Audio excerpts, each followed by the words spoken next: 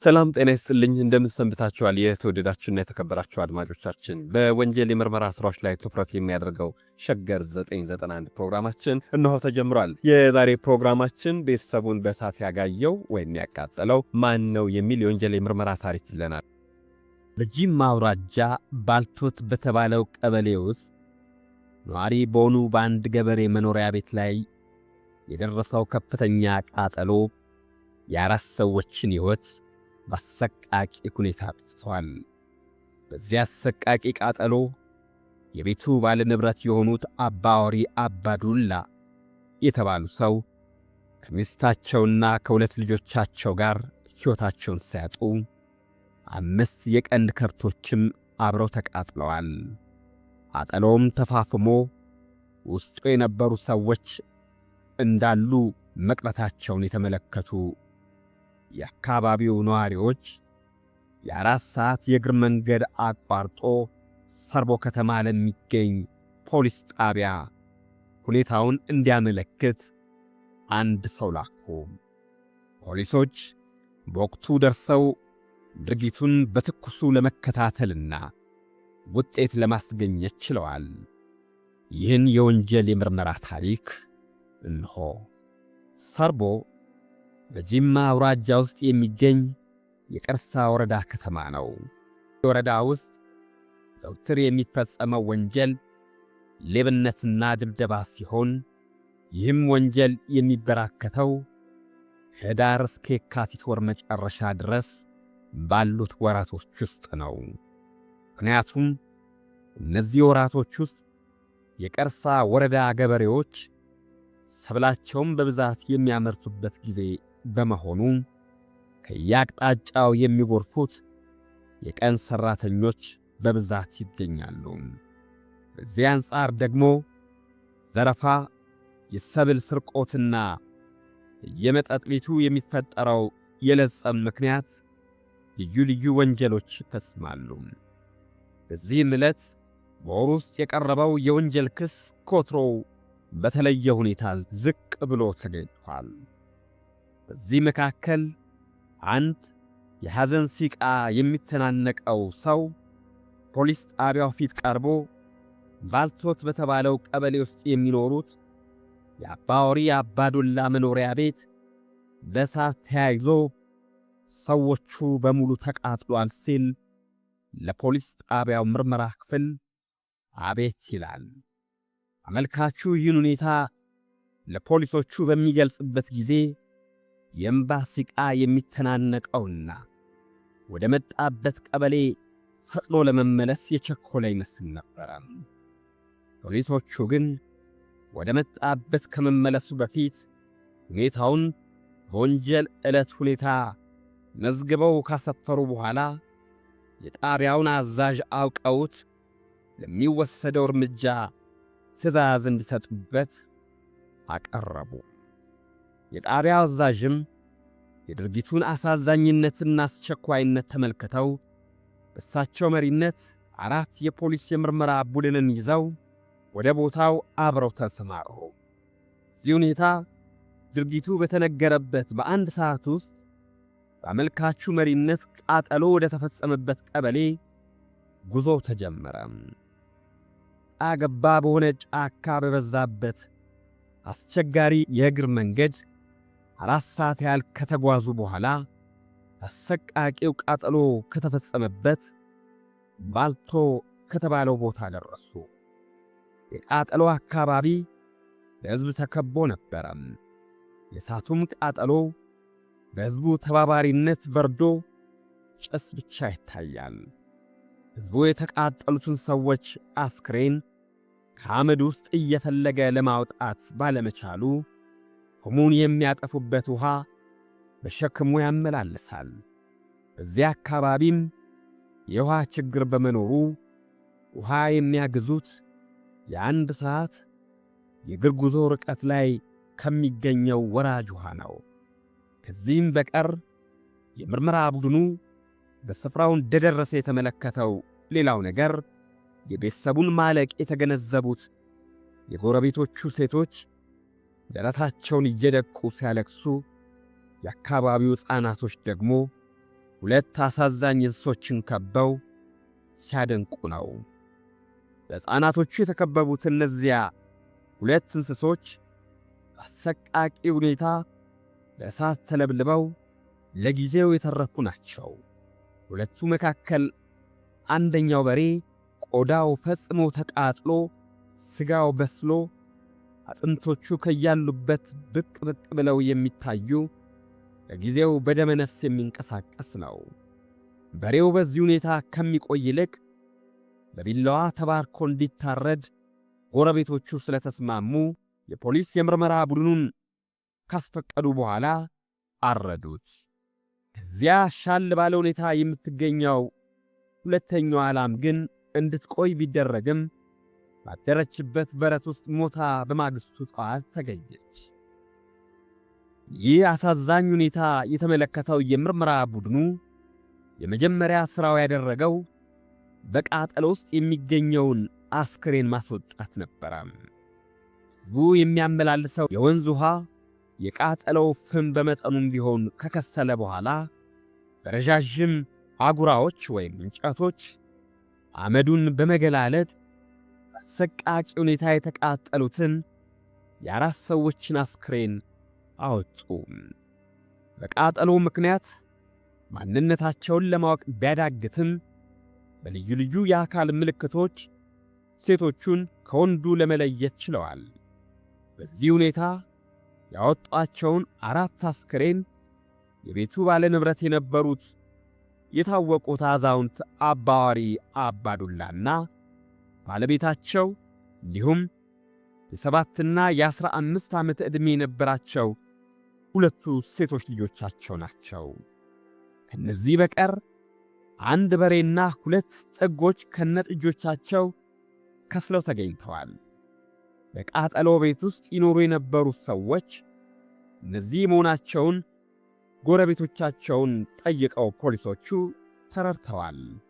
አሁን የምርመራ ቡድኑ ወደ ሌላ ሥራ ተሰማራ። ከቃጠሎ ቤት ውስጥ ከሚኖሩት መካከል በሕይወት የተገኘ አንድም ሰው አለመገኘቱን የምርመራ ቡድኑ ካረጋገጠ በኋላ የቃጠሎ ምክንያት ምን እንደሆነ ለማወቅ የመጀመሪያውን የምርመራ ሥራውን ቀጠለ። በዚህም ጊዜ የመጀመሪያ መግቢያ ያደረገው የተቃጠለውን ቤት የውጭና የውስጥ አቀማመጥ እንዴት እንደነበረ ማወቅ ነው። የሟቹ አባወሪ አባዱላ መኖሪያ ቤት ከመንደሩ ለየት ብሎ ራሱን በቻለ አጥር ተከቦ የተሰራ ነው። በግቢ ውስጥ ቤተሰቡ የሚኖርበት አንድ ትልቅ ቤትና መጠነኛ ስፋት ያለው የጸሎት ቤት ወይም መስጊድ አለ። ሁለቱም ቤቶች የሳር ክዳን ሲሆኑ ሦስተኛው የሳር ክዳን ጎጆ በአይነቱ እህል የሚኖርበት ሰቀላ ጎተራ ነበረ። እነዚህ ሁሉ እንዳልነበረ ሆነው በእነሱ ቦታ አመድ ብቻ የተተካ ቢሆንም በቅርብ ካሉት ጎረቤቶች በመጠየቅ የሰዎቹን መኝታና የእሳት ማንደጃ ቦታ የነበረበትን አቅጣጫ ለመረዳት ሞክረዋል መርማሪዎቹ። ይህም ሆኖ በምርመራቸው ላይ ሊረዷቸው የሚችሉ አንዳንድ የማስረጃ ምልክቶች ቃጠሎውን ለማጥፋት በተሰበሰበው ሕዝብ የተረመረሙ በመሆናቸው የቃጠሎው መነሻ ምን እንደሆነ ፍንጭ ሊያገኙ የሚችሉባቸው ማስረጃዎች ፈጽሞ ጠፍተዋል። ይህም በመሆኑ ስለ ቃጠሎ መነሻ የሚታወቅ ነገር ወይም ጭምጭምታ እንዳለ ለመረዳት የአካባቢውን ነዋሪዎች አንድ ባንድ ማነጋገር ጀመሩ። በዚህ ጊዜ ሕዝቡ አጋኖ የሚያወራውን አንድ ነገር ሰማን። ይኸውም የአባወሪ ሚስት ማታ ምጣድ ጥዳ ስለነበር ምጣዱ እንደጋለ አውጥታ ከግድግዳው ላይ ስላጋደመችው በዚያው ተጋድሞ የእሳት ቃጠሎ እኩለ ሌሊት ላይ ሊነሳ ችሏል የሚለው ወሬ በሕዝቡ ዘንድ ተጋኖ በመወራቱ የምርመራ ቡድኑ አባላት ከሚጠይቋቸው ሰዎች አብዛኞቹ የሚሰጡትን መልስ የቃጠሎውን ምክንያት ከምጣድ በተነሳ እሳት ነው የሚል ሆነ። ከዚህ በኋላ የቃጠሎውን ትክክለኛ መነሻ ለማወቅ ወደ ቃጠሎ ግቢ እንደገና ተመለሱ። አካባቢውን ማተኮር ጀመሩ። የአንድን ቃጠሎ መነሻ ለማወቅ ከሚያስችሉ ምክንያቶች አንዱ ከስፍራው የሚገኙ አንዳንድ ምልክቶች መሆናቸው ግልጽ ነው። የኤሌክትሪክ ኃይል በሌለባቸውና በአንድ ጊዜ ሊደብኑ በሚችሉ በቀላል እንጨቶችና በሳር ክዳን ብቻ በተሰሩ ቤቶች ላይ አብዛኛውን ጊዜ ምልክት ሊገኝ ስለማይችል በዚህ በኩል ያላቸው ተስፋ እየመነመነ ሆነ። ሆኖም አንድ የሚያረጋግጡት ጉዳይ ነበረ። ይኸውም ቃጠሎ የተነሳው ከምጣዱ ቦታ ከሆነ በዚያ አካባቢ ያለው ቦታ ከሌላው ጋር በማመሳከር ግምት ሊወስዱ መቻላቸው ነበረ። ለሟቾቹ የቅርብ ጎረቤት የሆኑትን ሴቶች በመጠየቅ ምጣድ የሚጥሉበትን አቅጣጫ በየትኛው በኩል እንደሆነ ከተረዱ በኋላ እንደገና የቃጠሎውን ቦታ ማገላበጥ ጀመሩ። በዚህ ጊዜ በሰዎቹ መኝታ አቅጣጫ በኩል ያለው ግድግዳ ፈጽሞ አመድ ሲሆን በምጣድ መጣጃው አቅጣጫ አካባቢ ያለው ግድግዳ እንጨቱ ከምርጊቱ ሳይላቀቅ ከዚያ በተሻለ ሁኔታ አገኙት። በዚህ ምክንያት የቤቱ ቃጠሎ ከምድጃው ሳይሆን በመኝታ አቅጣጫ በኩል በተነሳ እሳት መሆኑን ለመጠራጠር ቻሉ። ቃጠሎ ከመኝታ ቤት አቅጣጫ የተነሳ ቢሆንም በዚያም ቢሆን ቃጠሎ ሊያስነሱ የሚችሉ ልዩ ልዩ ነገሮች ሊኖሩ እንደሚችሉ ገምተዋል። ከነዚህም የመጀመሪያው ሟቹ ትንባው የሚምጉበት ጋያ ካለ እሱም እሳት ሊያስነሳ እንደሚችል ተጠራጥረዋል ፖሊሶቹ። ይህንንም ለማረጋገጥ የትንባው መጠጫ ጋያቸውን ለማግኘት ማገላበጥ ጀመሩ። ግን ጋያው በበሩ መግቢያ ላይ የግድግዳው ምርጊት ተጭኖት ፈጽሞ ሳይቃጠል ተገኘ። የቃጠሎው መነሻ እሱ አለመሆኑንም ለማረጋገጥ ቻሉ። ታዲያ ምንድን ነው? ከዚህ በኋላ አንዳንድ ሁኔታዎች ከቃጠሎ ፍራሽ ውስጥ ለማግኘት በመቻላቸው የቃጠሎው መነሻ በሟቾቹ መኝታ አቅጣጫ ከውጪ በተለኮሰ እሳት ሊሆን ይችላል የሚለውን ጥርጣሬ አጠናክረው በዚሁ አቅጣጫ ምርመራቸውን ለመቀጠል ተስማሙ። በየባላገሩ የቤት ቃጠሎና አንዳንድ ከባድ ወንጀል በተፈጸመ ቁጥር ወንጀለኛውን ለማግኘት ፖሊሶች ከሚጠቀሙበት ዘዴ አንዱ አፈርሳታ የሚባለው የሕዝብ ስብሰባ ነው። ወዲያውኑ የቀበሌው መልከኞችና የምክትል ወረዳ ገዢው የአካባቢውን ሕዝብ ሰብስበው ያቃጠለውን ሰው እንዲያወጡላቸው እንደተለመደው አውጫጭኝ ወይም የአፈርሳታ ምርመራ ስራቸውን ጀመሩ። ይህ ጉዳይ ሰፋ ያለ ጊዜ የሚጠይቅ መሆኑን በመረዳት ሌላው ሥራ እንዳይጓደል ሲሉ የጣቢያው ኃላፊ ወደ ጣቢያቸው ሲመለሱ፣ የተቀረው የምርመራ ቡድን ግን አንድ መሪ ተመድቦ ከአካባቢው ሽማግሌዎች ጋር በመመካከር የአፈርሳታው ምርመራ እንዲፋጠን ተደረገ።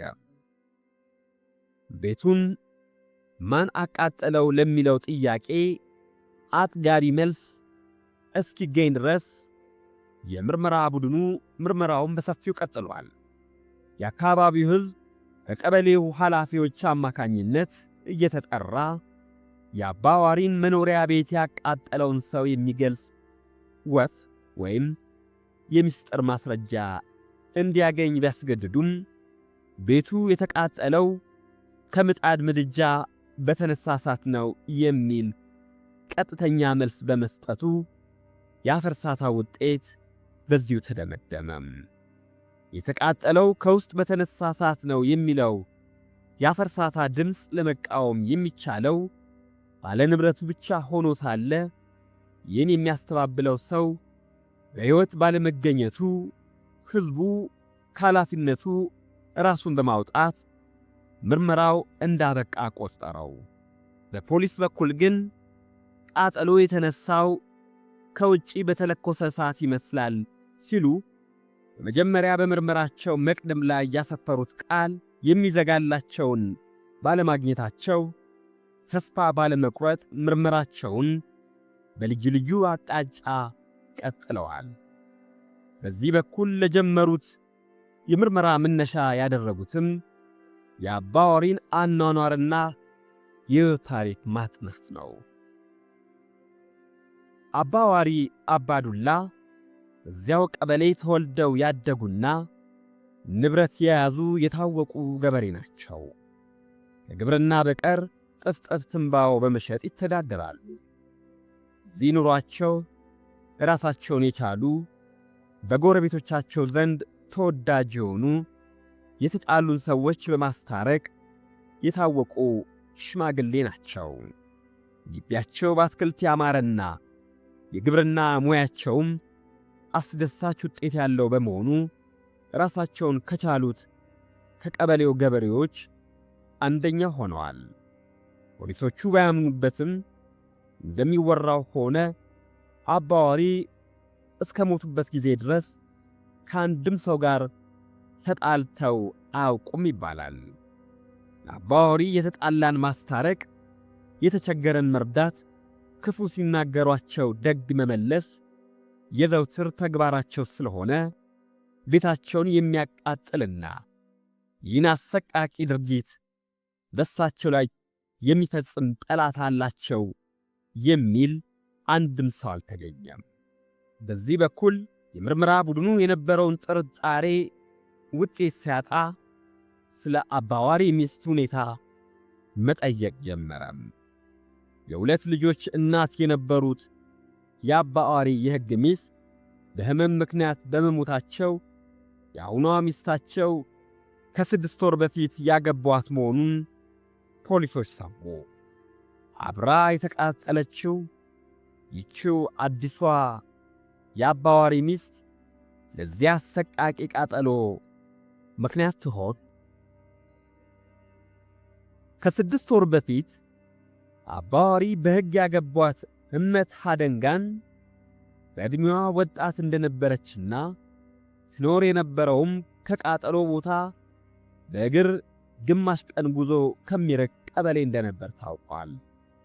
በዚያ አቅጣጫ በሚደረገው ምርመራ ውጤት እናገኛለን ብለው ፖሊሶቹ ቢያምኑም ቢከፋም ቢለማም ሁለት ጭብጦችን እስከ መጨረሻ ማጣራት አለብን ብለዋል።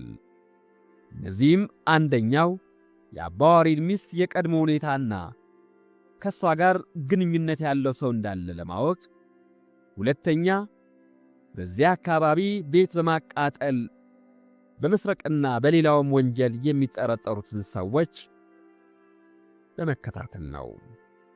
በዚያ አካባቢ በልዩ ልዩ የወንጀል ሥራ አዘውትረው የሚከሰሱ ከ12 የበለጡ ልማደኛ ወንጀለኞች እንዳሉ ፖሊሶቹ አውቀዋል። ከእነዚህም ብዙዎቹ በእንስሳ ስርቆትና በቅሚያ ወንጀል የተመዘገቡ ናቸው። ከእነዚሁ መካከል ከ3 ያልበለጡት መካከለኛ ዕድሜ ያላቸው ከዚህ ቀደም ቤትና ሰብል አቃጥለዋል በመባል ተከሰው በማስረጃ ደካማነት በነጻ የተለቀቁ ናቸው።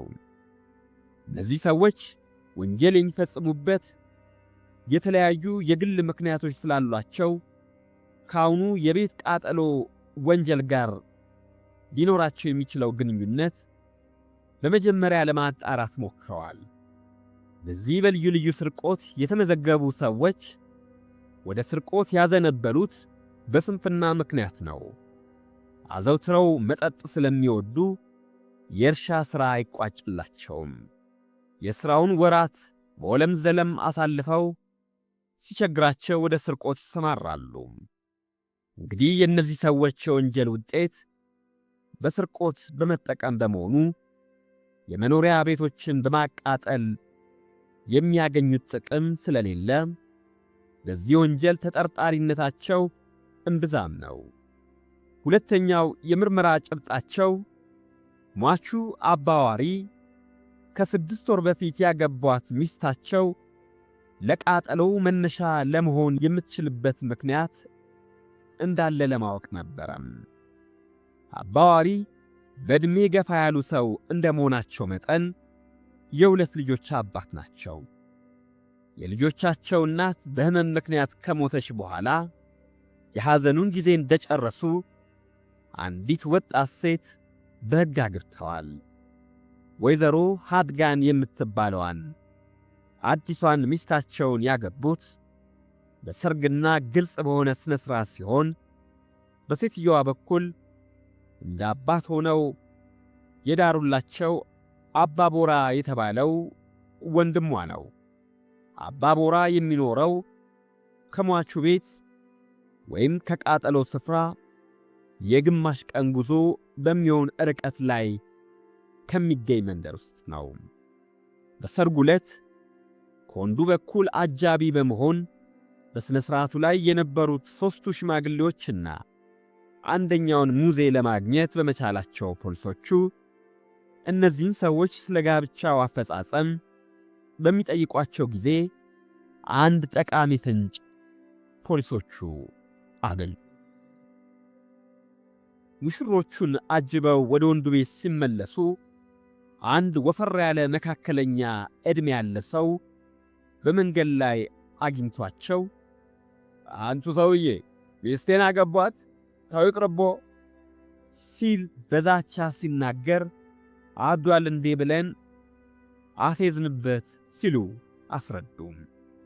ዩኒካ ሴትዮዋን እንደ አባት ሆነው ወደ ዳሯት ወንድሟ ቤት የምርመራ ቡድኑ እንዲያመራ አድርጎታል። ባልና ሚስት በተጋቡበት ዕለት በመንገድ ላይ ጠብቆ ዝቷል የተባለው ሰው ድምተኞቹ አያውቁትም። ምናልባትም ከሴትዮዋ ጋር አስቀድሞ ግንኙነት የነበረውን ሰው ሊያውቅ የሚችል የሴትዮዋ ወንድም ስለሆነ ለለቅሶ እስኪመጣ ድረስ ጠብቀውታል። የሟቹ ታላቅ ወንድም አባቦራ ብዙ ለቀስተኞችን አስከትሎ በፈረስ እየጋለበ ለቀብር ደረሰ። ምርመራ ቡድኑ አባላትም ጊዜ ሳይሰጡ አባቦራን ጠየቁት። ወይዘሮ ሃድጋ ከዚህ ቀደም ባል አግብታ ነበር። በለጸብ ከባሏ ተጣልታ ወደ ወንድሟ ቤት ከሄደች በኋላ በዚያው ተፋታለች። ባሏ ሽማግሌ ለመላክ ባይፈልግም የሚስቱን ወንድም ማለትም አባቦራን ባገኘው ቁጥር ከሚስቴ አስታርቀኝ ይለው እንደነበረ አስረድቷል። አባቦራ እንደገለጸው ሙሉ ልብሷን ገዝቶ እንዲታረቃት ነግሮት እምቢ ብሎ ስለቀረ ለሟቹ ድሯታል።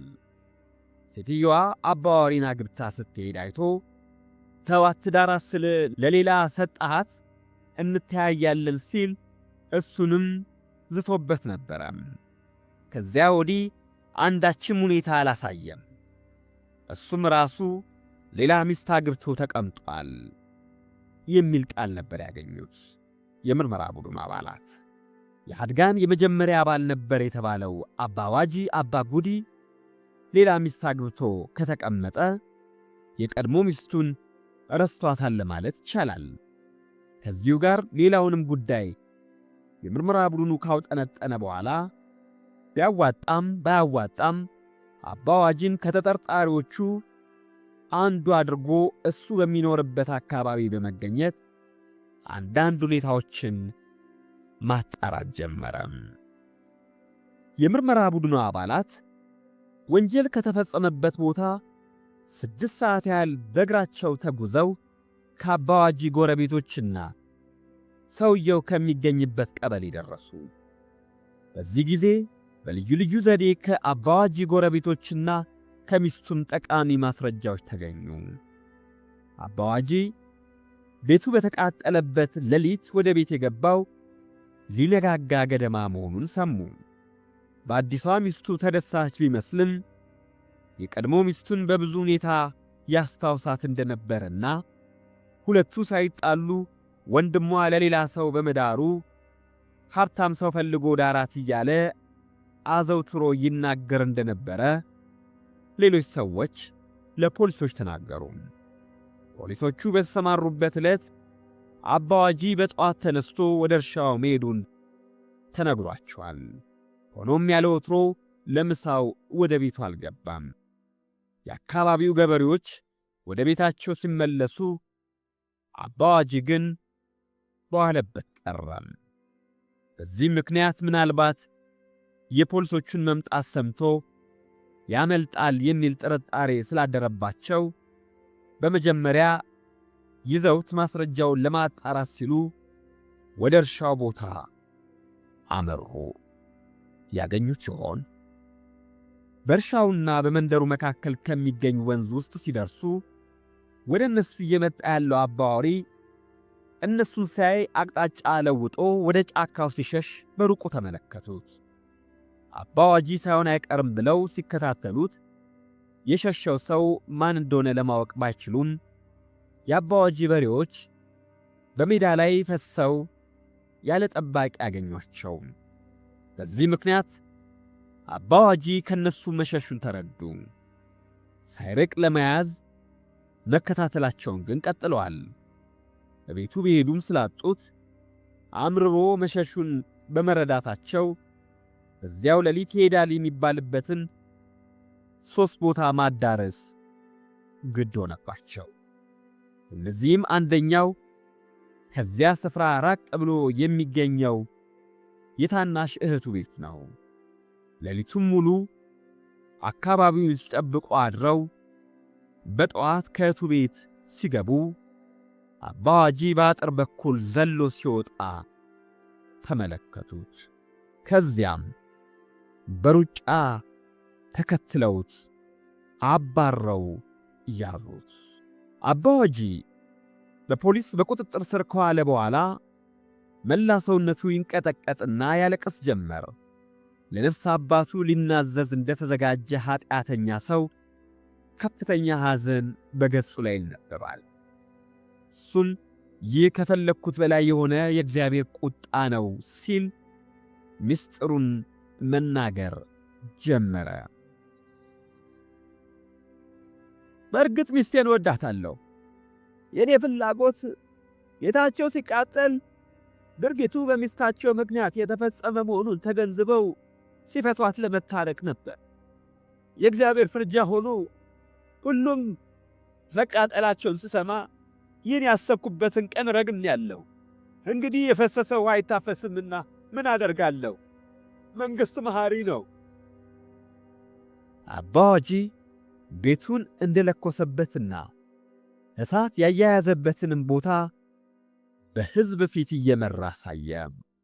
በመጨረሻ ተከሳሹ ለፖሊስ የሰጠውን ቃል ፍርድ ቤት ሲደርስ ቃሉን ለወጠም።